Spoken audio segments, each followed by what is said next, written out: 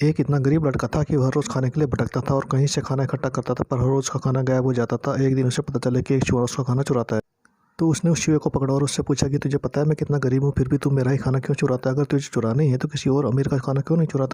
तो वह चूहा बोला कि तेरी किस्मत में जो लिखा है वही मिलेगा, चाहे तू कितनी ही कोशिश कर ले, चाहे तू कितना इकट्ठा कर ले, उसे अपने पास नहीं रख सकता। यह जानकर लड़के को आश्चर्य हुआ कि ऐसा कैसे हो सकता है। तो चूहे ने कहा कि अगर तुझे जानना ही है तेरी किस्मत में क्या लिखा है तो भगवान बुद्ध के पास जाना पड़ेगा, वही तुम्हें बता सकते हैं कि तुम्हारी किस्मत में क्या है। इसलिए वह लड़का भगवान बुद्ध से मिलने के लिए निकल पड़ा। चलते चलते बहुत रात हो गई थी, इसलिए रास्ते में उसे एक हवेली दिखी, तो उसने हवेली वाले से एक रात रुकने के लिए इजाज़त मांगी। उसे इजाज़त मिल भी गई। हवेली वालों ने लड़के से पूछा कि वो इतनी रात को कहाँ जा रहा है। तो उसने कहा कि मैं बुद्ध के पास जा रहा हूँ अपनी किस्मत के बारे में पूछने के लिए।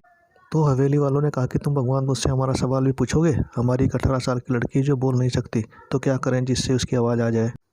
उस लड़के ने कहा जरूर पूछूंगा आपका सवाल, और उसने उनको धन्यवाद कहा और सुबह वहाँ से निकल पड़ा। आगे रास्ते में बहुत बड़े बड़े बर्फ के पहाड़ थे। वह बड़ी मुश्किल से पहाड़ पर चढ़ा। उसे वहाँ एक जादूगर मिला। उसने उस लड़के से पूछा कि वे कहाँ जा रहा है। तो उसने कहा कि भगवान बुद्ध के पास जा रहा हूँ अपनी किस्मत के बारे में पूछने के लिए। तो जादूगर ने कहा क्या तुम भगवान बुद्ध से मेरा सवाल पूछोगे कि मैं हज़ारों साल से तपस्या कर रहा हूँ ताकि मैं स्वर्ग जा सकूँ, और मेरे हिसाब से तो अब तक तो मुझे स्वर्ग चले जाना चाहिए था, तो मैं स्वर्ग में जाने के लिए क्या करूँ? लड़के ने कहा कि ठीक है, मैं आपका सवाल बुद्ध से पूछता हूँ। उस जादूगर के पास एक छड़ी थी। उसने छड़ी की मदद से उस लड़के को बर्फ़ के पहाड़ के उस पार पहुँचा दी। जब वह आगे बढ़ा तो उसके सामने एक बहुत बड़ी चुनौती थी। वहाँ बहुत बड़ी नदी थी जो वह खुद नहीं पार कर सकता था। तभी उसकी मुलाकात विशालकाय कछुए से हुई। कछुआ उसे लेकर जाने के लिए तैयार हो गया।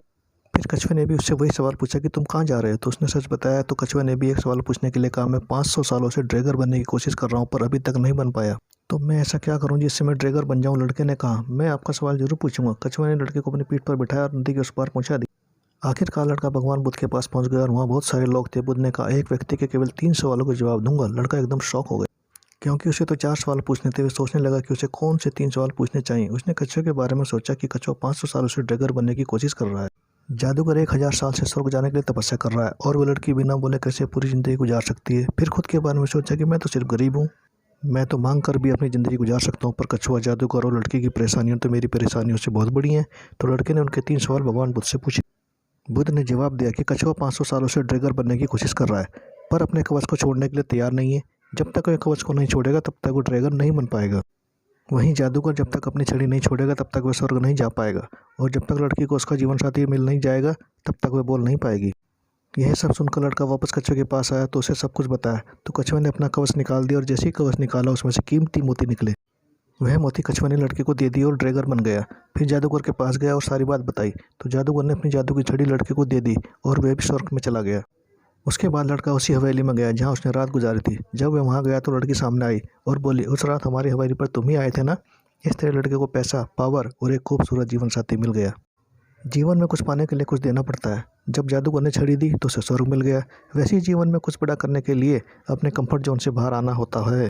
पानी का जहाज सबसे ज़्यादा किनारे पर ही होता है, पर जहाज किनारे के लिए नहीं बना है, वह बीच समुद्र में लहरों को चीरते हुए आगे बढ़ने के लिए बना है। इसलिए जीवन में कुछ बड़ा करने के लिए रिस्क तो लेना ही पड़ेगा। और अगर आपको लगता है कि आपके जीवन में समस्या बहुत सारी हैं, तो ज़रा एक नज़र डालें उन लोगों पर जिनके पास रहने को घर नहीं है, खाने को रोटी नहीं है, कोई देख नहीं सकता, कोई चल नहीं सकता, कोई बोल नहीं सकता। क्या आपकी समस्या उनकी समस्या से बड़ी है? सकारात्मक रहें, खुश रहें।